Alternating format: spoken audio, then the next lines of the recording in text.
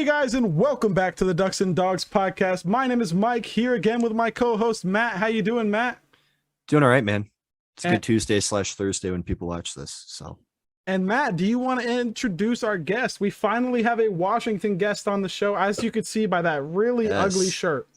we have Nole'Core himself, writer for West Coast College Football, which you've probably seen on Twitter quite a bit. Host of the Southern Gentlemen's podcast, correct?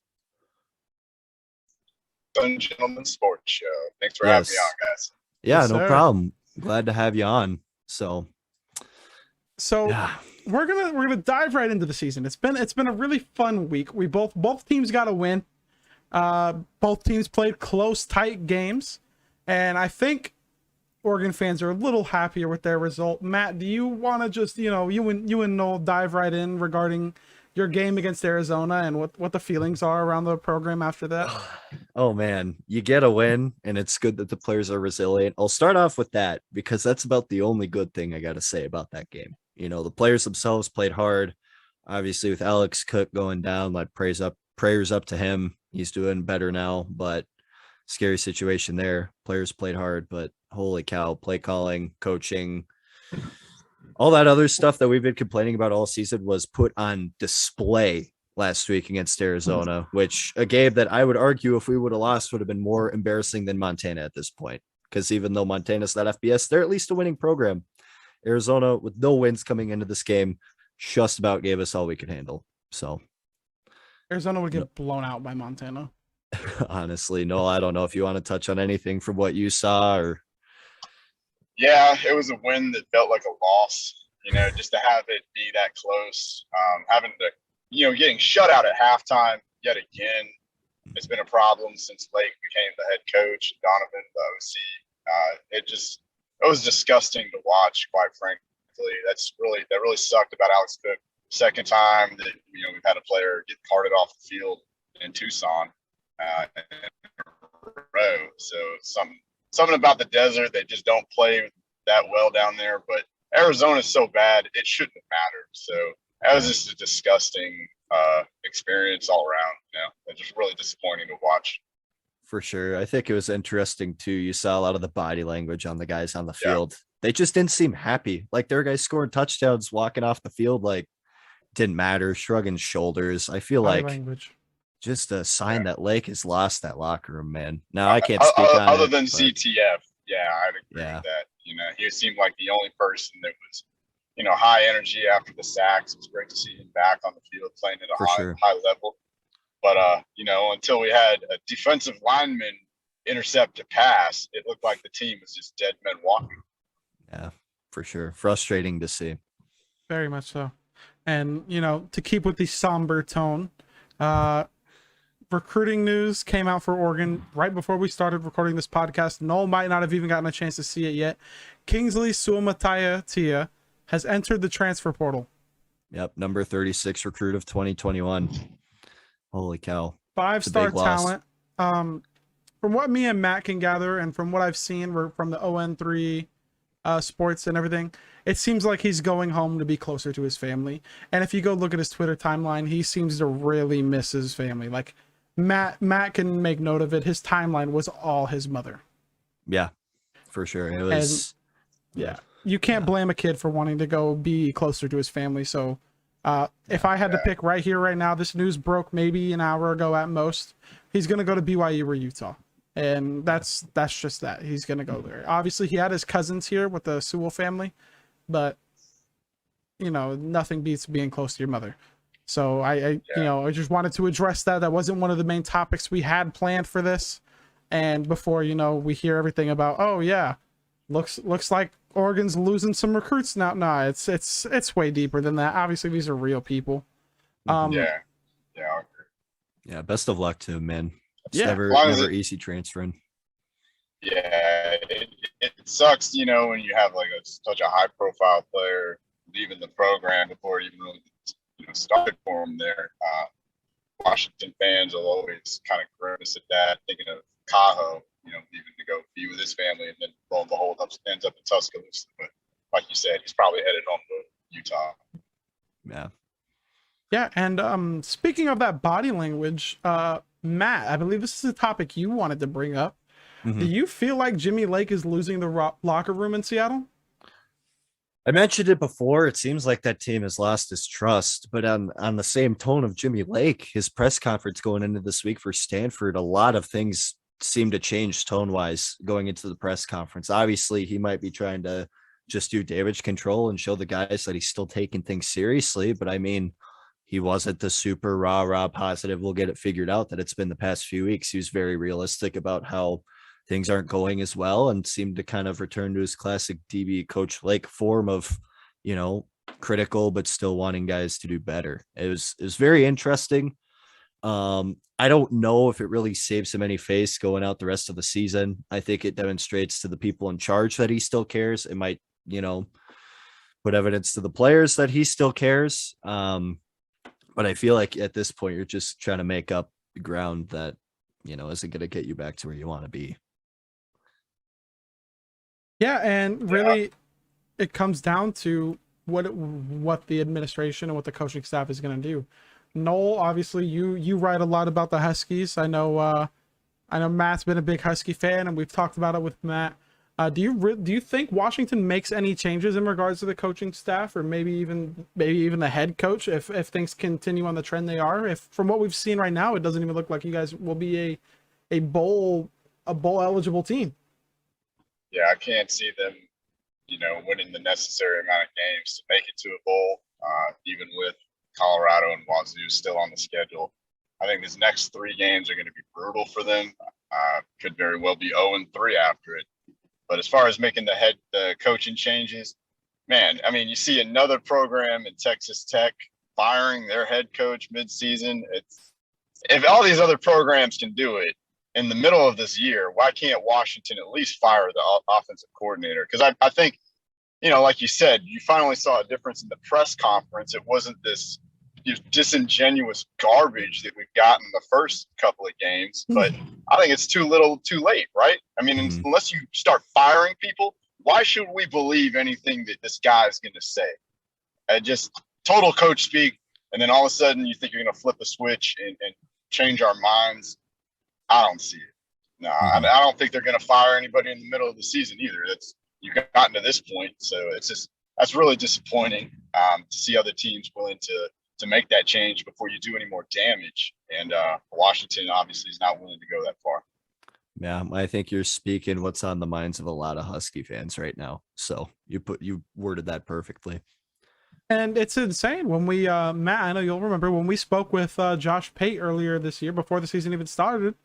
We were talking about, obviously, it was a very extreme scenario that we didn't think would play out, but we were talking about what could get Washington to move on from Jimmy Lake before the season even started, because obviously there was the potential there. There was a lot of things brewing that was negative in the offseason.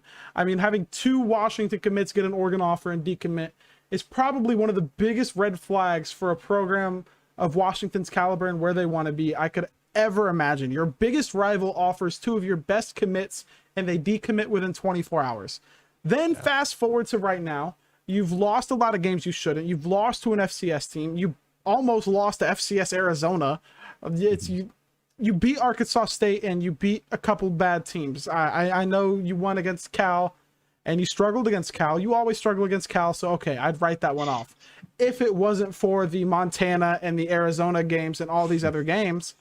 And, honestly, I don't think this is that much different from what we saw last year either, though. I mean, when it comes to that Oregon State game, if the refs make the right call, you probably lose that one. And you did play all of your games at home, so that was a little bit of an edge there. So really, I don't know if we've seen anything from Lake for him to really not be on the hot seat in any shape or form. I know the offensive coordinator is an obvious one, but I feel like Jimmy Lake seat needs to be a little warmer than it is. I mean, the defense, since he's become the head coach, has gotten significantly worse every single year. Of the 3 years he's been there since Pete retired, it went, I think, to 36 to 28, or no, it started at 11th, went to 28th, went to 36, and now is in like the 50s or the 60s. Yeah, and that's a big testament to how the run defense has gotten a lot worse. And isn't he supposed to be a defensive genius? I know he can. He's good with DBs. He can coach DBs. We know this. He's a good position coach. 100%. We know that to be a fact.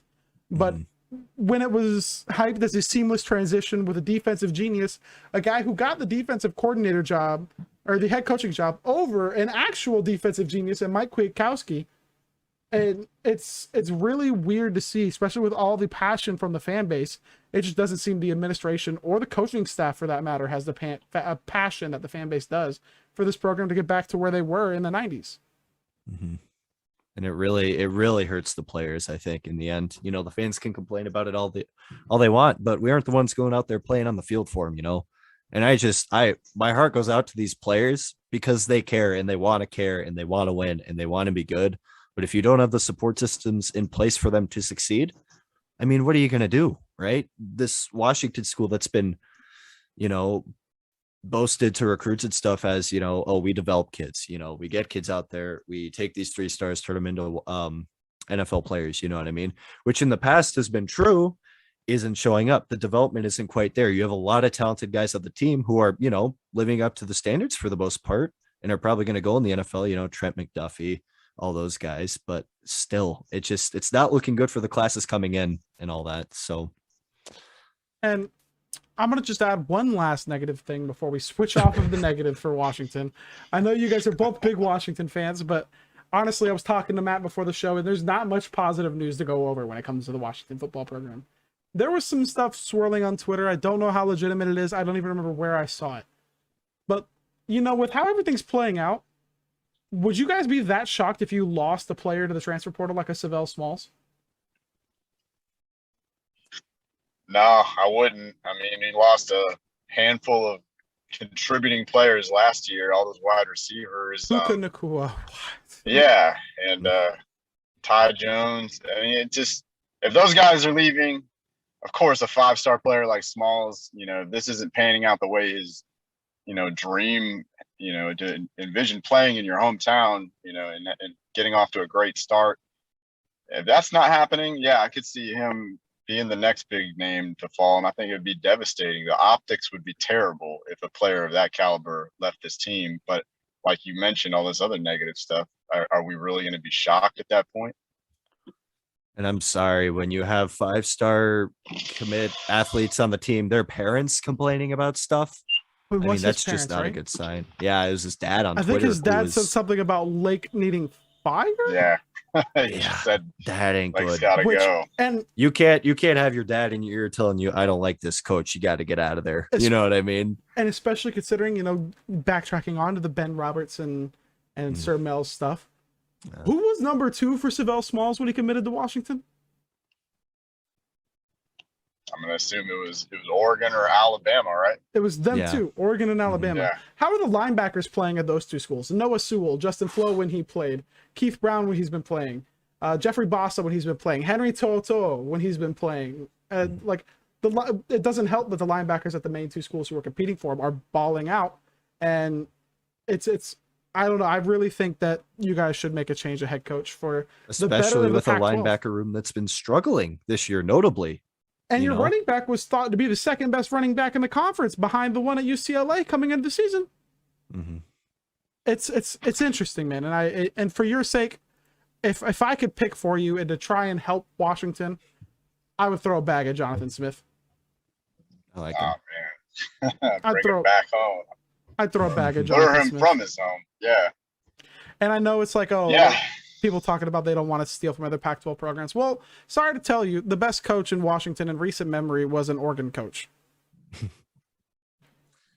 You steal from successful programs if you want to succeed. That's what Oregon's done with Bama right now. Mario Cristobal's balling, and it's crazy. Do you think, Noel, that they should move on from Jimmy Lake? And if you do, who would you want ideally? Say they do move on from Jimmy Lake. Who would you want coaching Washington?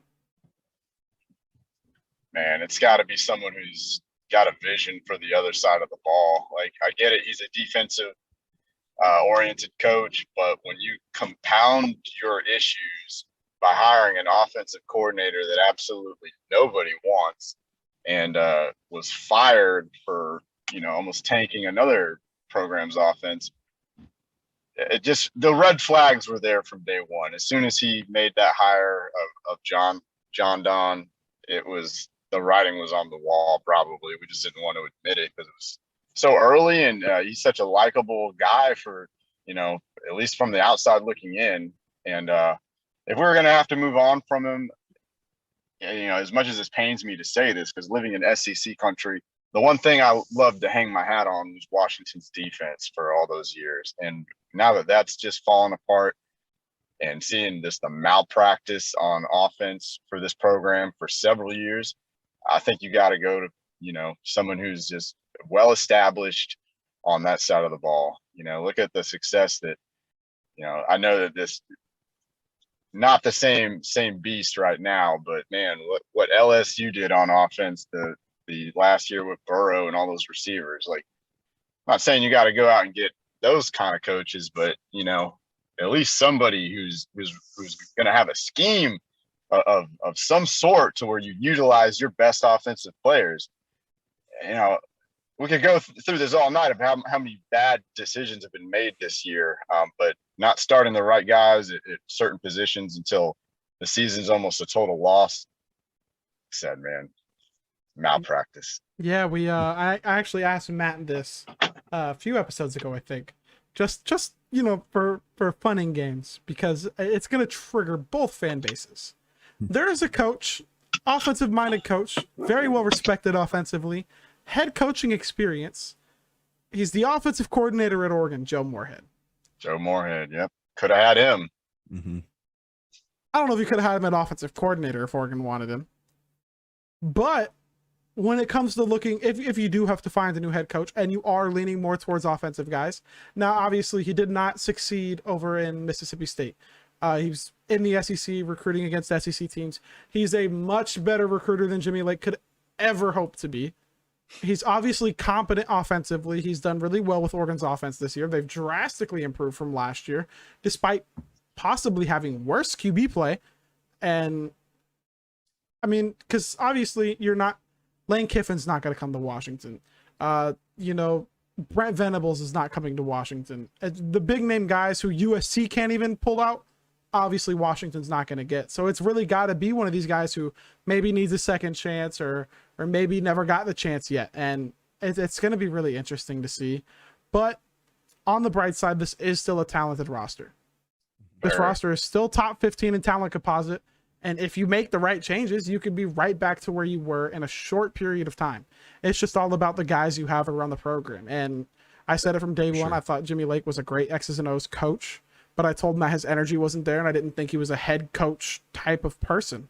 He maybe could be a defensive coordinator, but Matt will vouch for this. I never once thought he had the personality to be head coach. No, not at all. And unfortunately. Yeah, it's so we could get off of dogging on Washington before the Washington fans come in the comments crying about me. They already do that, so yeah. I mean, what else is new, right? It's what else is new. Obviously, injuries have been huge for both teams. Oregon's missing Drew Mathis, starting middle linebacker. His backup, Justin Flo, out for the year. Kayvon's missed significant time. Triquez Bridges has missed time. Troy Franklin's missed time. Coincidentally, Kingsley Suamataia has missed time. And Washington now had multiple key injuries coming out of this game. ZTF is just now getting on the field. Do you think that this is the strength and conditioning programs of these two teams, or do you think this is more of, not being as well conditioned? Because obviously COVID was a little more strict with these programs out west, and what you were allowed to do and not allowed to do was completely different. No, what do you think? What do you think is like? What's going on with these two teams? Why are their injury reports so much longer than other teams? Yeah, it certainly seems that way.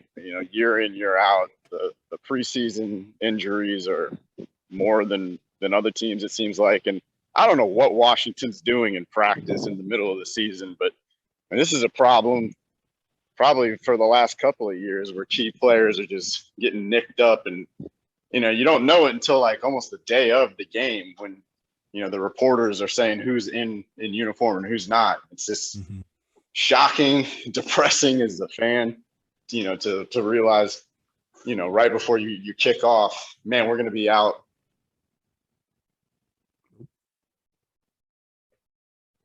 Well, looks like we lost him for a second. Yeah, for a second. I'm sure he'll be back. But I mean, I'll speak on it a little bit. I feel like it's more so football being football. But also, when does coincidence turn into something actually, being a trend? You know what I'm saying? Oh, Yeah. looks like he's back. Hey, no, sounds like we lost you for a second, but so yeah, Matt was just saying, I'm assuming he's echoing what you were trying to say before you lost a little bit of connection there for a second. Yeah. He was talking about how eventually this coincidence is more of a trend and it might be something to do with these strength and conditioning staffs. But to counteract that a little bit, both of these staffs also experience some of the strictest COVID policies when it comes to practicing, conditioning, coaches' time with the players, workouts. Like, I mean, are you going to go into that team weight room with a bunch of other people with all these restrictions? Probably not. Are you going to be running with the team doing drills? Are you holding each other accountable the entire offseason? Because as hard of workers as these college football players can be, they're also young kids who need to hold each other accountable or need the coaches to help them hold themselves accountable. And it's a lot of work being a Power 5 college football player or a college football player in general. Matt, you can attest to that. And yeah. I really think this will improve drastically next year as these players are conditioned better, as these guys, we're both playing a lot of young players, even though both of us, I think we're not playing enough young players, but these guys haven't been in these weight rooms for a long time. And I think we could just hold out hope that this will improve next year and really just hope these guys can get healthy. Mm-hmm. For sure. And, wrapping up all the negatives, so let's jump into next week. Try and be optimistic. We'll try and be positive. Washington plays Stanford. I believe Washington travels to Palo Alto to play Stanford. Yeah. We'll start with Noel, then we'll go to Matt. What do you guys think is going to happen in this game? Do you think Washington wins? I can't see it happening given how poorly they've played for huge stretches of games. Stanford's the kind of team where you're going to give the ball right back to them after multiple 3-and-outs. The game could be over before halftime, like it nearly was last year. Washington fought back and fell short, but that had the makings of a blowout early on. And I think this year is no different. And they're even worse at run defense this year. So it's no shock at what Stanford's going to try to do. It's been a winning strategy against the Huskies for multiple years, and I don't see it changing. So I think that if I had to give a prediction, Washington will struggle out of the gates like it has several times this season. And like I said, you give a team like Stanford that many opportunities on offense, it could be, over before you even get started, especially since you've gone how many games without scoring a single damn point in half of football. So not very optimistic going into this week. Matt?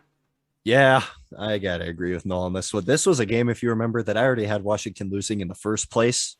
When I had them, I predicted Washington going 10-2 this year, which has not happened at all. I had them losing this game still with them even playing beyond what they could this season from what it seems like. Yeah. We'll get to that later.